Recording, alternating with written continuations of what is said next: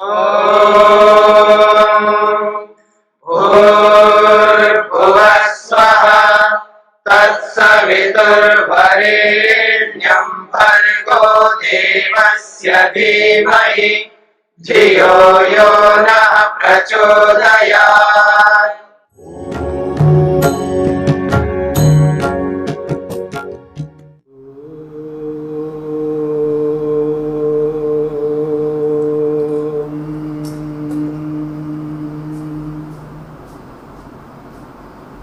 कैवल्यपाद के 18वें सूत्र को लेकर के हम विचार कर रहे हैं। मन और आत्मा इन दोनों को सामने रख कर के चर्चा हो रही है। मन तो कभी ज्ञात और अज्ञात होता है, पर आत्मा ऐसा नहीं है, आत्मा सदा ज्ञात होता है। ये प्रसंग चल रहा है। महर्षि पतंजलि ने सूत्र के रूप में स्पष्ट किया है, सदा ज्ञाताः चित्तवृत्तयः तत्प्रभोः पुरुषस्य अपरिणामित्वात्। तत्प्रभो पुरुषस्य अपरिणामित्वात्। तद शब्द से यहाँ पर मन को लिया है, और प्रभु शब्द जो है ये आत्मा के विशेषण के रूप में आया है, जो कि यहाँ विशेष है पुरुष आत्मा। तो पुरुष रूपी आत्मा के प्रभु स्वामी होने के नाते, अर्थात मन का स्वामी पुरुष रूपी आत्मा के होने के कारण से चित्त वृत्तियाँ, ये जो मन की जितनी भी वृत्तियां हैं, 5 प्रकार की वृत्ति है। प्रमाण, विपर्यय, विकल्प, निद्रा और स्मृति, ये 5 वृत्तियां हैं। इन समस्त वृत्तियों को सदा ज्ञाता, वो हमेशा जानता रहता है आत्मा। यानी आत्मा का संबंध सदा मन के साथ रहता है, ये बात कही जा रही है। और आत्मा का मन के साथ संबंध रखना ये आत्मा की अपनी स्वतंत्रता है, और आत्मा को ये समझ है, क्योंकि वो चेतन है, वो लिविंग बीइंग है। पर मन ऐसा नहीं है, वो नॉन लिविंग थिंग है, वो जड़ वस्तु है, वो भौतिक है, और आत्मा अभौतिक है। तो इसलिए बोला जा रहा है कि आत्मा को तो विषय सदा, यानी आत्मा को मन सदा ज्ञात रहता है, और मन के ज्ञात होने से वृत्तियां भी आत्मा को हमेशा ज्ञात रहती है। ये बात यहाँ पर बोली जा रही है। अब महर्षि वेदव्यास ने संक्षेप से इस सूत्र की व्याख्या की है। वो कहते हैं, यदि चित्तवत् प्रभु अपि पुरुषः परिणमेत। महर्षि वेदव्यास कहना चाहते हैं, यदि मान लो चित्तवत्, मन के समान, जैसा मन परिणामी है, जैसा मन जड़ पदार्थ है, जैसा मन अपने आप कुछ नहीं जान सकता, तो कह रहे हैं चित्तवत्, मान लो आत्मा को भी पुरुष को भी मन के समान यदि मान लो आपने, इसलिए कहा चित्तवत् प्रभु अपि पुरुषा, स्वामी जो पुरुष है वो भी परिणमित, वो भी परिणाम को प्राप्त हो जाए, उसको भी परिणामी मान लिया जाए, उसके अंदर भी परिवर्तन होता है ये मान लिया जाए। तो आपको ये भूलना पड़ेगा, नैनम छिन्दन्ति शस्त्राणि नैनम दहति पावकः, ये सब भूलना पड़ेगा। वो सारे के सारे सिद्धांत जो बताए गए हैं वेदव्यास ने, महर्षि वेदव्यास ने आत्मा के विषय में जितने भी सिद्धांत बताए हैं, आपने समाधि पाद में स्पष्ट समझने का प्रयत्न किया है। आत्मा को अपरिणामी कहा है, अपरिणामिनी, चिति शक्ति ही अपरिणामिनी। सबसे पहले अपरिणामित्व को बताया उन्होंने महर्षि वेदव्यास ने, और न केवल योग में बताया, उन्होंने गीता में भी बताया, अर्थात महाभारत में स्पष्ट बोला है, क्योंकि गीता भी महाभारत का एक छोटा सा अंश है। तो इससे ये पता लगता है कि आत्मा परिणामी कभी नहीं हो सकता। इसलिए वो कह रहे हैं, यदि मान लो आत्मा को, जो कि उस चित्त का प्रभु मालिक स्वामी आत्मा है, उसको परिणमित, उसको भी परिणामी मान लो, तो क्या स्थिति होगी?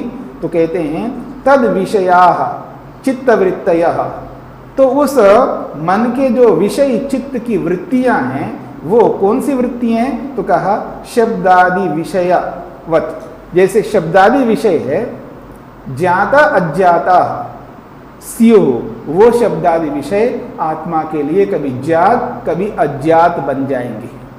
अर्थात आत्मा भी कभी उन वृत्तियों को जान लेगा और कभी नहीं जान लेगा। फिर उस आत्मा को कौन है वो तीसरा जो प्रेरित करने वाला होगा, ये आपको बताना पड़ेगा।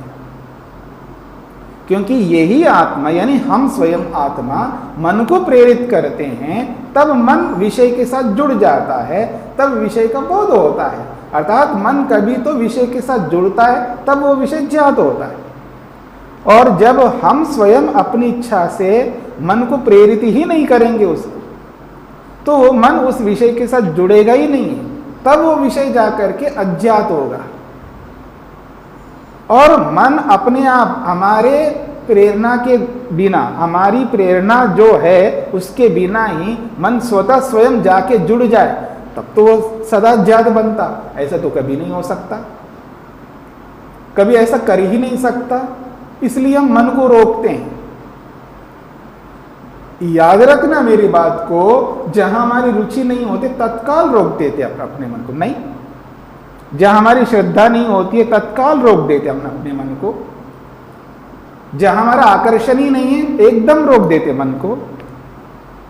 जहां हमारी इच्छा नहीं है, जहां हमारी कोई अभिलाषा ही नहीं है, हम अपने आप अपनी इच्छा से चाह करके मन को रोक देते।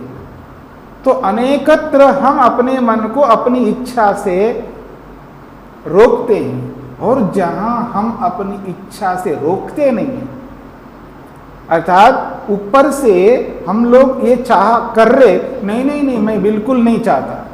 ये तो ऐसी बात है कि कोई बहुत अच्छी चीज आपको परोस रहा हो, दे रहा हो, नहीं नहीं नहीं नहीं नहीं बस बस हो गया, बस पेट भर गया, पर अंदर की इच्छा नहीं है कि ऐसा है कि पेट भर गया, इसलिए तो लेता हो। एक बार, दो बार, तीन बार, 10 बार मना करता आदमी, फिर ले लेता है। इसका मतलब उसकी अंदर की इच्छा है लेने की, खाने की, इसलिए वो लेता है। अगर मान लो उसके मन में इच्छा ही नहीं है, अर्थात स्वयं के अंदर वो इच्छा नहीं है, वो क्यों लेगा? एक बार पूछो या 10 बार पूछो या 100 बार पूछो, नहीं लेगा। नहीं का मतलब नहीं। इसका अर्थ है मन जो है अपनी इच्छा से कुछ नहीं कर सकता, आत्मा की प्रेरणा से होता है। और जहां हम अपने ऊपर लेना नहीं चाहते, जान करके या अनजाने में, दोनों स्थितियां होती हैं। जान करके भी हम ऐसा करते हैं और अनजाने में भी करते हैं। तो जाने अनजाने जब उसको हम अपने ऊपर नहीं लेना चाहते हैं, तब हम मन पर डालते हैं, या मोटी भाषा में कहूं तो मन पर थोपते हैं। नहीं जी, मैं तो कहाँ जाने वाला था, लेकिन मेरा मन नहीं माना था इसलिए जाना पड़ा। ठीक है, मैं नहीं जाना चाह रहा था, लेकिन क्या करूं, मन के कारण से गया हूं। ऐसा जैसा कि मन कोई बहुत बड़ा आदमी हो और मन चाहा तो मन ने चाहा तो गया। मैं नहीं जा रहा था लेकिन मन ने कहा तो गया। तो वो मन के ऊपर थोप रहा है, लेकिन इच्छा उसकी खुद की है। तो जहां जहां हमारी आंतरिक इच्छा होती है और ऊपर की इच्छा नहीं होती है, तब हम मन पर थोपते हैं। और जहां जहां हमारे ऊपर की इच्छा होती है और अंदर से इच्छा नहीं होती, तब हम अपने हाथ में लेते हैं। तो इस बात को समझ करके चलिएगा। तो ये कहना चाह रहे हैं, यदि आत्मा को परिणामी मान ले तो होगा क्या? तो ठीक है, तब आत्मा को भी वो विषय कभी ज्ञात रहेंगे और कभी अज्ञात रहेंगे, परंतु ऐसा बिल्कुल नहीं होता। यही कहना चाह रहे हैं, सदा ज्ञातत्वं तु मनसः तत्प्रभो पुरुषस्य अपरिणामित्वं अनुमापयति। महर्षि वेदव्यास ने स्पष्ट शब्दों में बोल दिया है, परंतु ऐसा नहीं होता। सदा ज्ञातत्वम, क्योंकि आत्मा सदा ज्ञाता बनता है, हमेशा जानता है। किसको? मन को, मन के विषयों को, मन की वृत्तियों को। इसलिए कहा जा रहा है, मनसः सदा ज्ञातत्वं तु तत्प्रभो पुरुषस्य। तत्प्रभो पुरुषस्य, उस मन का जो प्रभु स्वामी रूप पुरुष है, उसका मनसः सदा ज्ञातत्वम, मन को सदा वो जानता है। क्यों ऐसा सदा जानता है? तो कहते हैं अपरिणामित्वम अनुमापयति। ये सदा ज्ञातापन ही आत्मा के अपरिणाम को बताता है, अथवा यूं कहिए आत्मा के अपरिणामी स्वरूप का अनुमान करता है। ये जो अनुमान हमको हो रहा है कि आत्मा सदा ज्ञाता है, हमेशा जानता है, ये अनुमान कैसे हो रहा है? इसलिए हो रहा है क्योंकि सदा विषय ज्ञात रहते हैं आत्मा, क्योंकि आत्मा का दर्शन तो हमने नहीं किया। आत्मा का साक्षात दर्शन तो समाधि में होता है। दर्शन 3 प्रकार का होता है। हम आत्मा का दर्शन कर चुके हैं, सभी लोग करते हैं, पर वो सामान्य दर्शन सभी को होता है। मैं हूं, अहमस्मि, मैं हूं, ये आत्मा का दर्शन है। बिना आत्मा के दर्शन के कौन ऐसा कहेगा मैं हूं? ये भी दर्शन है, पर यह दर्शन सबको होता है, सामान्य दर्शन है। लेकिन विशेष दर्शन जो है, आत्मा के जो 24 शक्तियां हैं, अपने आप को साक्षात अनुभव करना है, मैं हूं कैसा, वो जो दर्शन है वो समाधि में होगा। तो कहने का अभिप्राय है कि यहां पर कहा जा रहा है कि आत्मा सदा ज्ञाता है, उसको पता है, आत्मा को हमेशा वो विषयों को जान रहा होता है, यानी हमेशा उन वृत्तियों के साथ जुड़ा हुआ होता है। मन के साथ आत्मा हमेशा जुड़ा रहता है, कभी उसका संपर्क नहीं टूटता। या तो बेहोशी में कोई दूसरा व्यक्ति तोड़े उस संपर्क को, या किन्हीं स्थितियों में अपने आप ऐसी परिस्थिति उत्पन्न हो जाए कि वो कोमा में चला जाए। वो अपने आप भी नहीं होता है, वो किसी ना किसी दैवी आपत्तियों के कारण से, दैवी प्रकोप के कारण से, या किसी भूत के कारण से, चाहे वो और प्राणी हो, मनुष्येतर योनियों में जो भी कोई प्राणी हो, उसके कारण से कोई ऐसा प्राणी उसको काटे, उसको चोट पहुंचा दे, या उसको ऐसा विष प्राप्त हो किसी कारण से, या दैविक आपदाओं के कारण से उसको आपत्ति आ जाए उस पर, या किसी मनुष्य के द्वारा उसको ऐसा किया जाए, तब वो कोमा में चला जाएगा, बेहोश में चला जाएगा। अपनी इच्छा से कोई भी आत्मा अपने आप को जड़वत बनाना कोई नहीं चाहता, यानी अनुभूति शून्य बनाना कोई ही नहीं चाहता। हाँ, कई बार जब अतिवादी बनते हैं ना लोग, यानी बुद्धि से परे की बात करने लगते हैं, इसको कहते हैं अतिवादी। यानी जिस वाद का, जिस कथन का व्यवहार के साथ कोई लेना देना नहीं होता, तब बोला करते हैं अच्छा होता भगवान ने ये सृष्टि नहीं बनाई होती, ये दिक्कत हमें नहीं होती, आराम से पड़े रहते हैं वहाँ पर, ये झंझट पाल लिया, इतना झंझट पैदा किया भगवान ने, ये कर दिया, वो कर दिया, ये बोला करते हैं। और उनको मैं अक्सर क्या बोलता हूँ, एक काम करते हैं, आपको कोमा में डाल दूं मैं, ठीक है, आपको कोमा में ले जाता हूं, फिर पड़े रहे ना वहां पर। कुछ रहना चाहेगा कोमा में? जब उससे पूछो किसी से भी, सब शांत हो जाएंगे, कोई नहीं कहेगा कि मैं कोमा में जाना चाहता हूं, झंझट से बचना चाहता हूं। तो जड़वत बने रहना, अनुभूति शून्य बना रहना, ये कोई आत्मा का स्वभाव नहीं है, और ये कोई बुद्धिमत्ता भी नहीं है, ये बुद्धि का कौशल्य भी नहीं है, ये अतिवादीपना है। तो आत्मा कभी नहीं चाहता स्वयं बेहोश हो जाए, स्वयं कोमा में चला जाए, स्वयं जड़वत बने रहें। लेकिन परिस्थिति ऐसी है, हमारे कर्म ही ऐसे होते हैं, हमारे अपने कर्मों के कारण से हमें प्रलय में ऐसा लंबे काल तक रहना पड़ता है, अथवा किसी रोग के कारण से, किसी दैविक आपदा के कारण से, या किसी न किसी प्राणी के कारण से हमको वो परिस्थिति हमारे सामने आती है, हमको वो झेलना पड़ता है। स्वयं चाह करके कोई ऐसा नहीं रहना चाहता है। इसलिए कहा जा रहा है आत्मा अपरिणामी है, वो परिणामी नहीं है, इसलिए वो सदा मन के साथ जुड़ा रहता है, और सदा मन की वृत्तियां उसको जानता रहता है कि ये कौन सी वृत्ति है। ये अगर योगाभ्यासी होगा तो उसके लिए तो बहुत अच्छा होगा, उसको एक एक वृत्ति उसको समझ में आती है कि मैं किस वृत्ति से युक्त हूं, अर्थात मैं प्रमाण वृत्ति से युक्त हूं या मैं विपर्य या मिथ्या ज्ञान से युक्त हूं।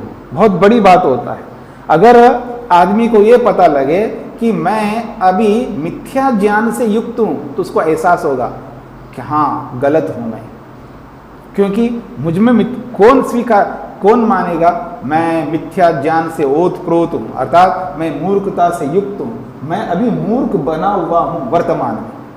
समझ रहे हैं मेरी बात को? वर्तमान में, हाँ, अभी ये जो वर्तमान काल है मेरा, इस वर्तमान काल में इतने समय तक मैं मूर्खत्व से ओतप्रोत हूं, ऐसा कौन स्वीकार करना चाहेगा? कोई नहीं चाहेगा। उसको बोध होना चाहिए।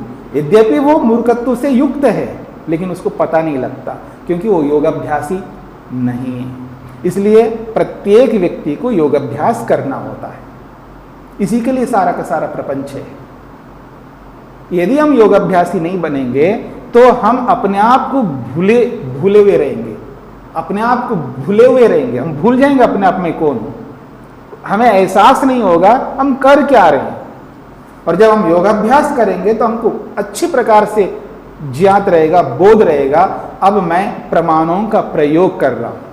कितनी बड़ी बात है। अभी ये मैं अनुमान प्रमाण का प्रयोग कर रहा हूं, मैं शब्द प्रमाण का प्रयोग कर रहा हूं, मैं प्रत्यक्ष प्रमाण का प्रयोग कर रहा हूं, अभी मैं प्रत्यक्ष कर रहा हूं, अर्थात प्रमाण से युक्त हूं। ये बोध होना अपने आप में बहुत बड़ी बात है।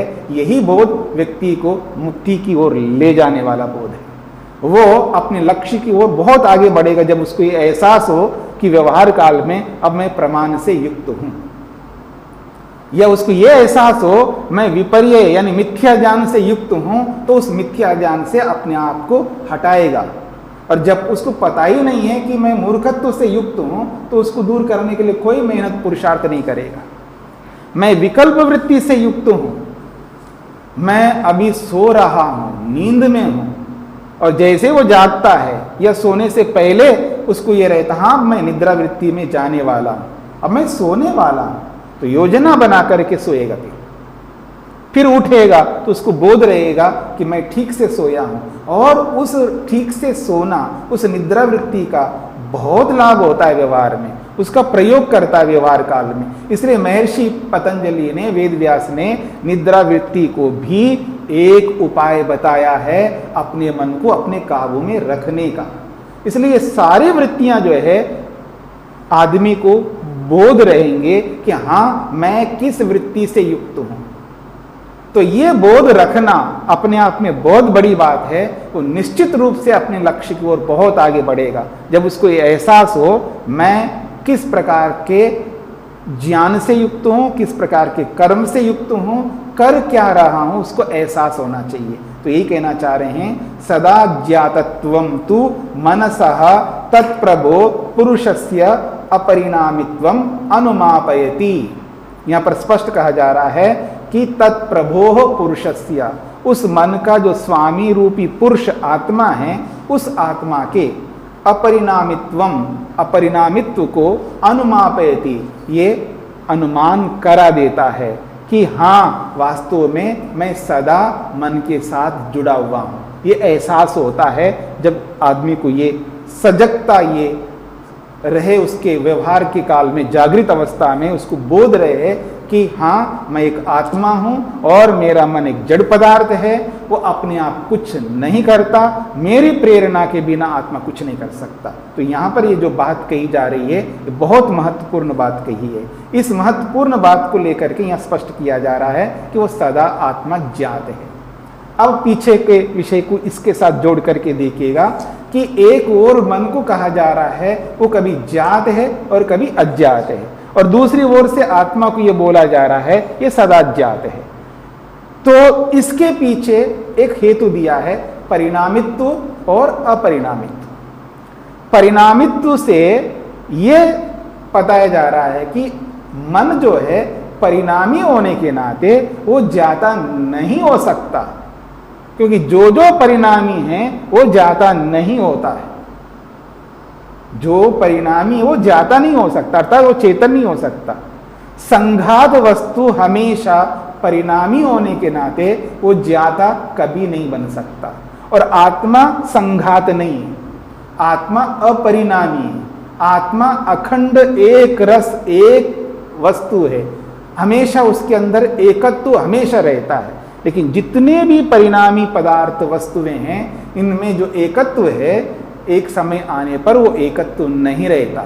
जैसे वो परिणित हो जाती हैं वस्तुएं, जैसे वो अपने कारणों में विलीन हो जाती हैं, तो सब के अंदर वो एकत्व मिट जाता है। पर आत्मा एक ऐसा तत्व है, परमात्मा एक ऐसा तत्व है जो इनमें अपरिणामित्व है, ये सदा एक हैं, तो एकत्व हमेशा रहेगा। जब तक आत्मा तब तक एकत्व, और जब तक एकत्व तब तक आत्मा, यूं समझ लीजिएगा। ये दोनों अविनाभावी संबंध से सदा एक साथ रहते हैं। तो इस दृष्टिकोण से मन परिणामी है, इसलिए वो जाता चेतन नहीं है, इस बात पर ध्यान देना है। और आत्मा सदा जाता है क्योंकि वो चेतन है। ये बातें 17वें और 18वें सूत्रों में स्पष्ट की है।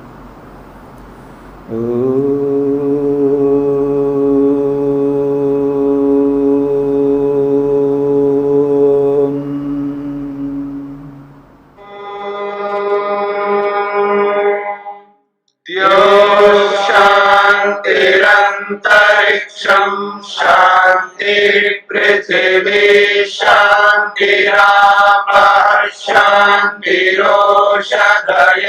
शांतिः वनस्पतयः शांतिर्विश्वे देवाः शांतिर्ब्रह्म शांति सर्वं शांति शांतिरेव शांति क्षमा शांतिरेधि। ओम शांति शांति शांति।